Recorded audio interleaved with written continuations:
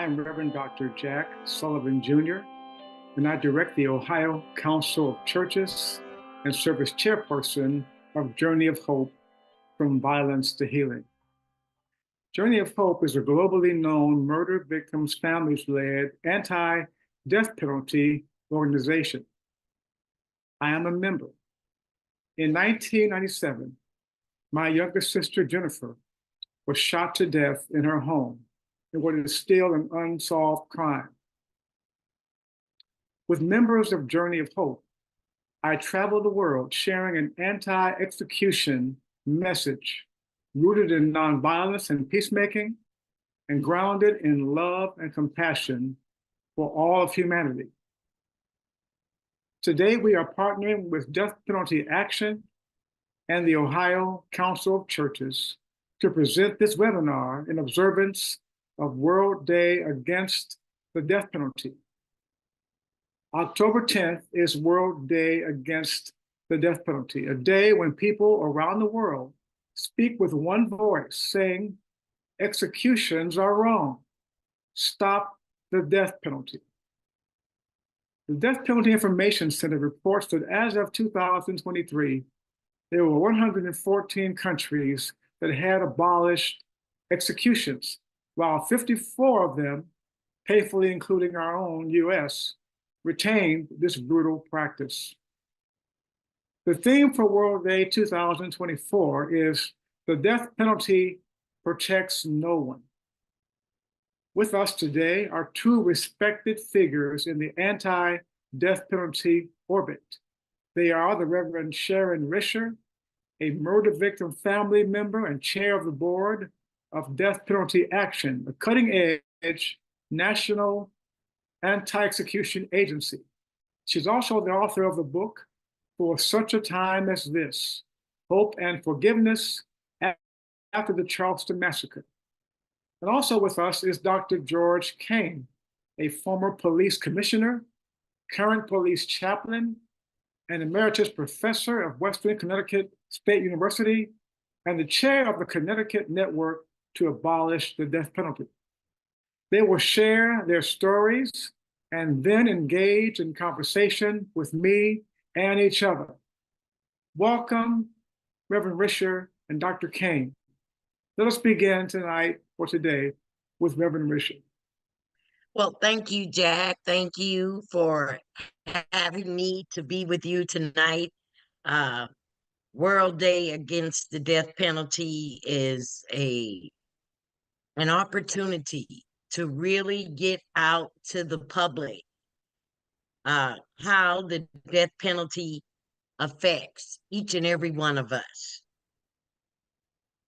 On June 10th, 2017, Dylan Ruth, a white supremacist who walked into Emmanuel AME Church on June 17th, 2015, murdered and slaughtered 9 people, which included my mother and 2 cousins, the pastor of the church, several ministers. 5 people survived. But on June 10th, 2017, a majority jury convicted him of 34 counts, federal counts, including hate crimes, where he was sentenced to death. By that time, I had realized for my own personal self that really understanding what the death penalty was about and how it was executed really got me to thinking about this. There was a war going on inside of me, wanting justice for my mother and the 9 others that were brutally slaughtered. Yet, as a person of faith, how could I really say that I follow the teachings of Jesus Christ if I wanted one of his children to be put to death? I made up my mind that I could not pick and choose, and knew that I would have to extend the same grace and mercy to my mother's killer as I would anybody else. We all know that the death penalty is not a deterrent to anything. As a victim family member, to be faced with decisions, to be faced with such national news as what happened in Charleston, there was really not an opportunity to really have a time to reflect and understand and think about things, because the way that things were moving so fast, even in the forgiving of him, was something that did not come readily to me. Right now, today, Dylan Roof has written a letter asking President Biden to commute his sentence so that his sentence would be life in prison without parole. Philosophically, I understand this. Religiously, I understand. But as a daughter and as a human being, that struck me like a bolt of lightning. The attorneys told me that Dylan Roof his lawyers had every article, every word I had ever said to abolish the death penalty. And Dylan Roof felt like because the people in Charleston had given him so much grace and mercy that we would do this again. Conflicted, wanting to never hear from him again, but wanting him to be gone off this earth. How can I feel like that when I don't believe in the death penalty? But that's what the death penalty does. It puts you in a position of always wondering, because you cannot go and work in this and be in this without having conflicting feelings as a human being. We all must do what we can to stop this. We know that Black and brown people are disproportionately executed more than anything. We just had a flurry of executions.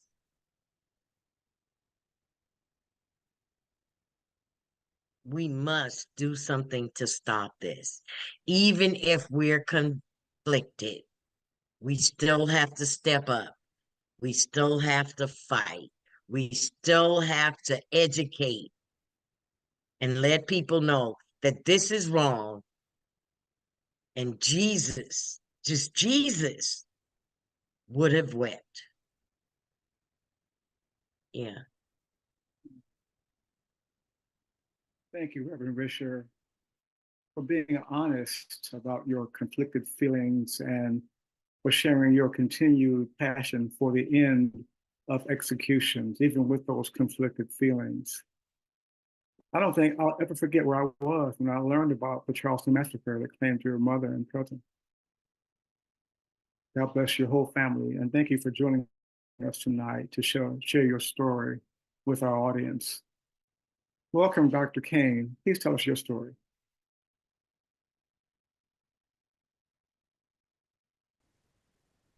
First of all, I have to say that I have never heard a more powerful and riveting testimony than I just heard right now from Sharon. Sharon, I'm so sorry for the pain that you're going through.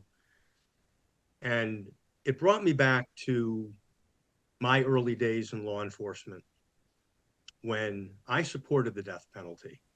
I thought it was a good thing to have. I thought it would keep me safe. It would keep my fellow law enforcement officers safe. And it was justice. And, we say that the death penalty is a mile wide and an inch deep. Support for the death penalty, that is. And boy, that was the case for me. And we've learned over the years that it's also the case for many people in law enforcement today who are really rethinking their point of view on the death penalty. And although it remains a predominant view in support of, in the rank and file, many police executives have really rethought their position on the death penalty. And I'm really very, very glad for that. But I have to go back to my story because of what you shared, Sharon. You know, when I took my job in law enforcement, I thought that one of the most important things for me to be able to do was to make sure that victims were made whole, that they were taken care of, that justice was served, so that whatever it was that they lost, they would regain. And I was really committed to that, and I still am. But I have to tell you, my position on the death penalty began to change when I started teaching at Western Connecticut State University, and I had to teach the death penalty. And I began to look at the evidence, the mounting evidence of the problems with the death penalty. It really caused me to rethink my position. And I read Justice Thurgood Marshall's opinion. I read the entire Furman versus Georgia opinion, all 692 pages. Mhm. And I came away from that feeling like I really need to do my homework. I thought I knew everything I needed to know about the death penalty. And that was the beginning of my journey. But I will tell you what the end of my journey was. And people ask me all the time, how long did it take you before you changed your mind? And I can't give you an exact time because it was a process for me. Sharon, is it a process for you going what you're going through right now? It's a process. It is a process. It's not something that you're going to just say to yourself one day, this is what I believe. Yeah. And especially if you're a person of any kind of faith, there is a journey in the reckoning and finally being convicted in your heart. And that's definitely a process. Yeah. And you know, it was a process for me as well, because I was going through a very strong conflict in my own faith with the death penalty and with other things. Working as a law enforcement officer, it was so easy to get into those negative attitudes about people and the things that they've done and who they are. I was really conflicted. But I will tell you, the group of people that I can say with certainty that changed my heart and through the power and grace of God were surviving family victim members who I met with and listened to their stories, similar to what I heard from you tonight, Sharon, because here I thought that in my work as a law enforcement officer, I was making sure that victims were being made whole. But by supporting the death penalty, I was actually making their life more difficult because of the pain and struggle that they were going through. And I saw that pain and I listened to that pain. And for me, that was the straw that broke the camel's back. I said, I cannot, in good faith, as a believer in Jesus Christ, and I'm now a deacon in the Catholic Church, part of the journey that I've been on, I said, I can't do this. I can't do that to these people. They deserve better than what I was offering them. And so for me, it was an eye-opening, heart-opening experience. And, you know, Sharon, I've heard your story before. I was with you in Ohio a few years ago. And I remember being there with Sister Helen Prejean. And you said that when he wanted to be paroled, you went through the roof. And Sister Helen turned to you and said, isn't that the truth? You went through the roof. You went right through Dylan Roof on your journey of healing. And I so admire your courage for sharing where you are right now with this, that this is not an easy thing for anyone. It's not an easy thing for surviving family victim members. It's not an easy thing for offenders surviving family members. It's not an easy thing for the court personnel. It's not an easy thing for correctional personnel. The death penalty takes no prisoners. We all become victims when we have a death penalty.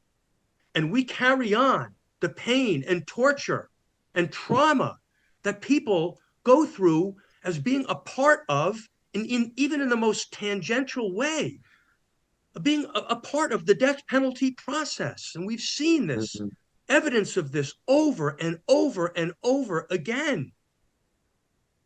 And, you know, I have to say, as a law enforcement officer, I'm ashamed of myself because like the saying goes, my support was a mile wide, and it is a mile wide among law enforcement officers in the rank and file, but it's only an inch deep. We have to dig deeper. We have to look deeper. We have to think about what is going to heal society, what is going to heal our communities. And it's amazing to me that we're beginning now to finally hear from police executives and county executives that we need to strengthen our families. We need to strengthen family values. We need to establish gun violence programs. We need to establish community coalitions. And for crying out loud, we need to get guns off the street. And police officers are beginning to realize that. Our Congress can't get their heads around this. Sharon, you went through it. You were in a room where people were killed. I was 10 miles away from Sandy Hook in Connecticut. And how many thousands of people in this country have been that close to the violence that gun ownership or theft or possession has caused? And we turn a blind eye. There is something so inherently wrong with this, that we can't see that guns are so closely related to a culture of violence and a culture of death. Yeah. And then we think that we're going to solve the problem of crime in this country by killing people who have killed people? It makes no sense at all. We know that, but our world needs to know that. We have the problems we have with drug abuse and alcohol abuse in this country, the jobs and economy, family issues. We need programs that are going to make a difference. And you know what? We need a bigger buy-in from our communities. We need a bigger buy-in and support from businesses in our communities who have the financial resources to say, if I'm in business to help people, then this is what I need to do to lend my support. I wish our government would do more. We need to step up because our government isn't. Right. Take a break right now because I'm beginning to get a little overheated here. Oh, Dr. Kain, thank you so very much. You've outlined your journey in such a way for people, I think, to identify with their own journeys. This is no linear process where we arrive from points of profound pain and brokenness to being abolitionists. It is a journey with curves and bumps along the route. And Rev Richard described her journey as well. This is very much a process to be a person who stands firmly in the anti-death penalty, anti-execution lane. I want to thank you both for your compelling stories that you've shared, and we are just beginning. So here's a question that I want to put out there. First to Reverend Risher. The World Day theme this year is the death penalty protects no one. And it's dedicated to challenging the misconception that the death penalty can make people and communities safer. You both have talked about this. Tell me, when you hear the argument that the United States needs to retain its death penalty to protect its citizens and make us safer, how do you respond to that, Reverend Risher? What do you say? Well, I say that the death penalty, like I'd mentioned earlier, is not a deterrent. Seemingly, I don't know, the specific statistics, but let me just say in Charlotte, North Carolina, gun violence has gone through the roof. And gun violence is being perpetuated by young people against young people. Do you think these little boys doing these things are thinking about the death penalty, thinking that if I go kill somebody, they gonna kill me. They're not thinking like that. So it's really not doing anything. Mm. We have gone through different appeals with Dylan Roof. Every time something happens, it's always in the news, it's on TV, and you're right back. And I had to really understand that finally, if he is commuted, there will be no more appeals. Hopefully he will uh just go into obscurity. But because of what he did, my brain is like, well, will he get to be a regular prisoner? Will he get to have rights? Will he get to watch TV? Will he get to, do things? And in my mind, I don't want him to be able to enjoy any kind of anything. And I know that's not right. Jesus would not want me to think like that, but I can't help it. Mm.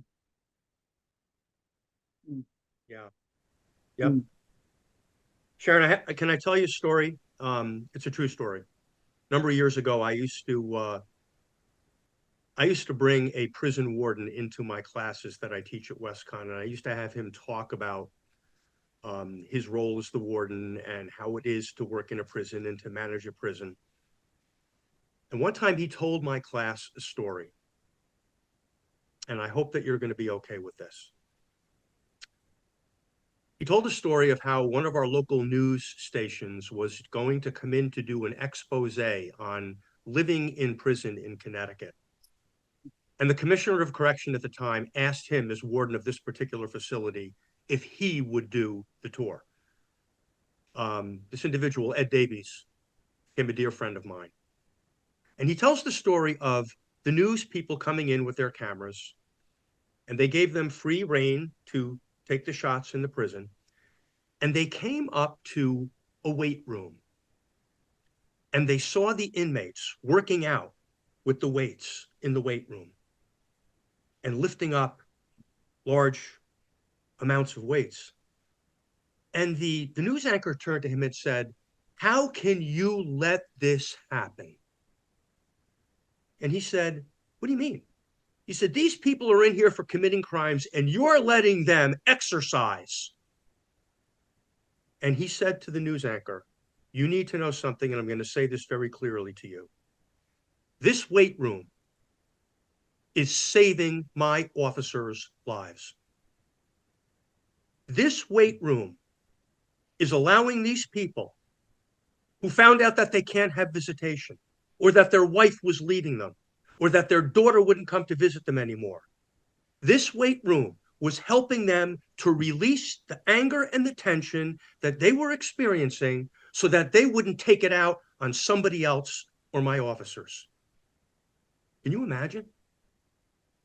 And they shut the cameras off. Too much for them to handle. And this goes along with what a lot of corrections professionals are saying.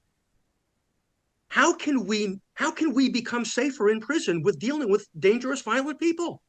How can we do it? And they will all tell you, with proper programming, making sure they receive the mental health counseling, giving them ways to relieve their aggression and their anger, which we all need to do, huh? When I get hot, I need to go out on a walk. They're no different because they're human beings. So, we need to have access to counseling and health benefit programs and that kind of thing if we expect people that we incarcerate to change their lives. And I know that that's a tough sell. And I'm sorry, Sharon, this must be hard on some level for you to hear. And I understand that. And I apologize for the fact that you have to. But I hope that this helps, because it's important that people know that they are human beings, and that even in the worst thing that they have done, they do not lose their dignity. And you know what? And that is being as honest as I can.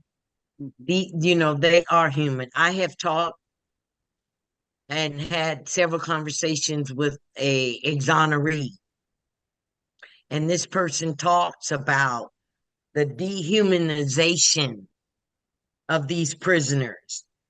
And talking to him, I realized, like you said, these people are human. And I say that I want to follow Jesus and I want to love like Jesus, you know?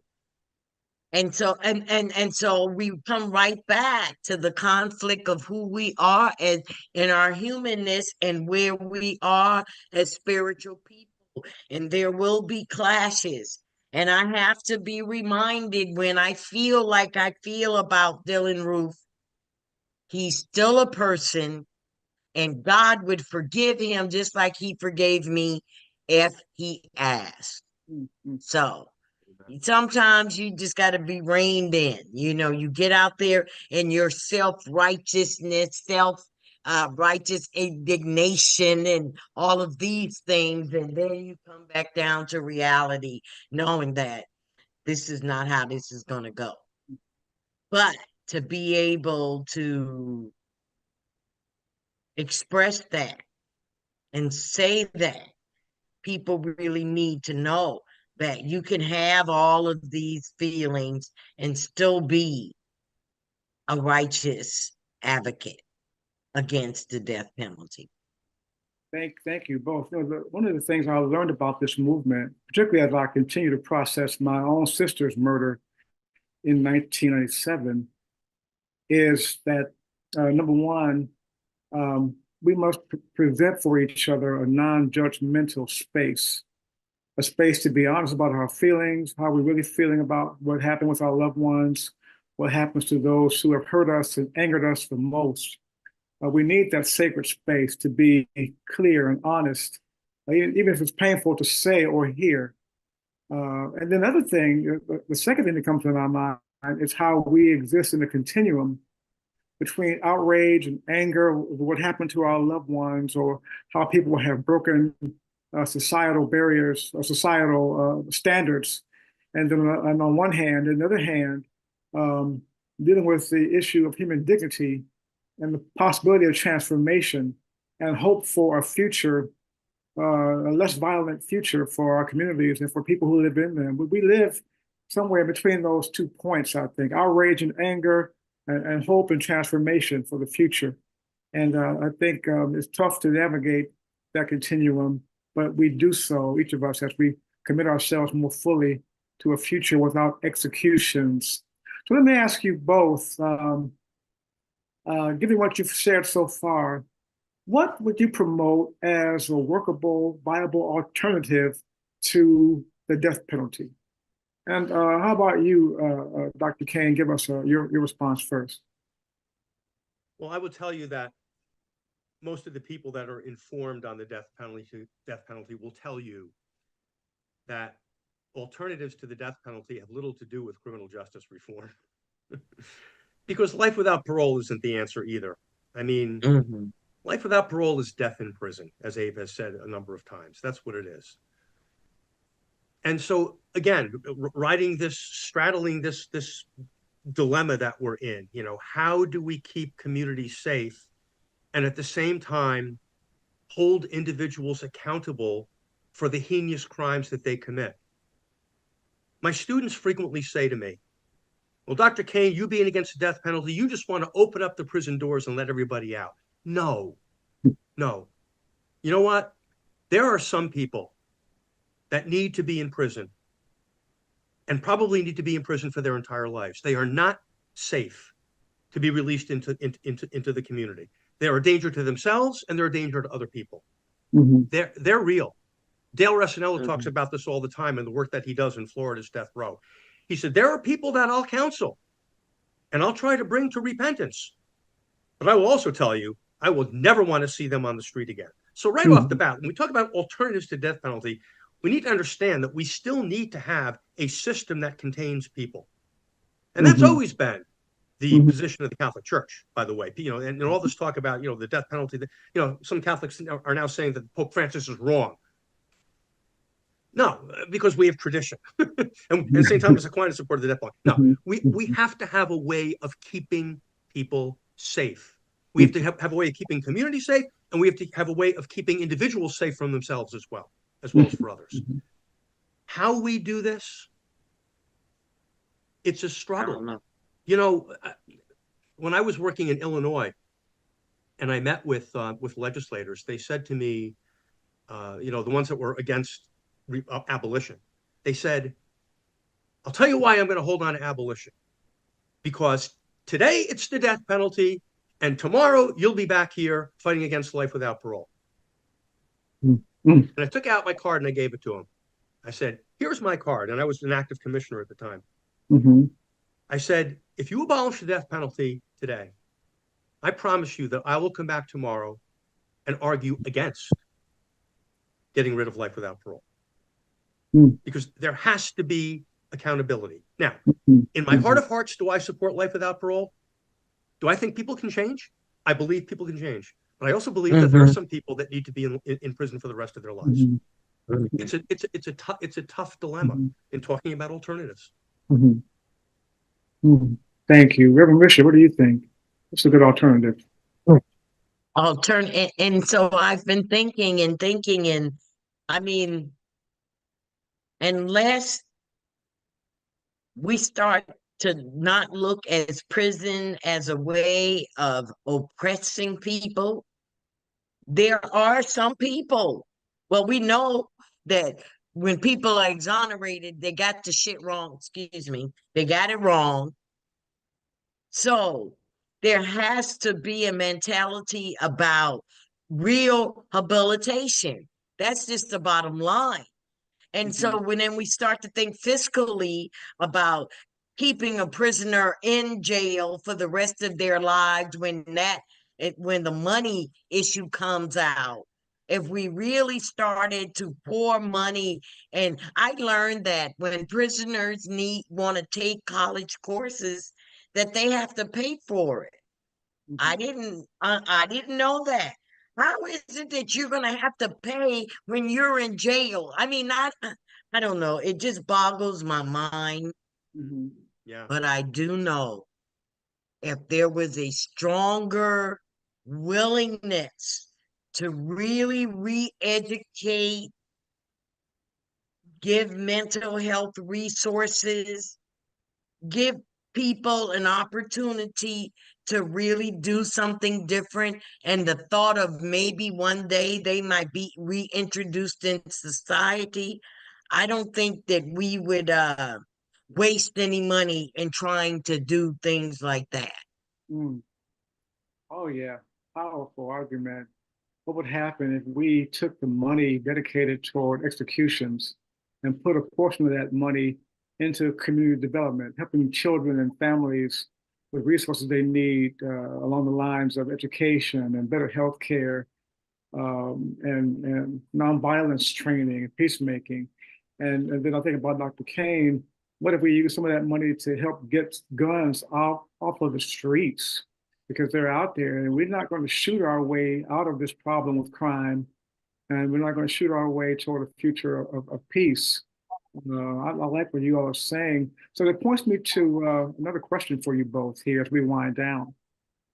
Are you noticing any momentum in this anti-execution movement? And I'm calling it a movement more than I am an organization, but this movement toward a future without executions. Are you noticing momentum with more people from a variety of backgrounds? And have you noticed diversity taking root in this movement?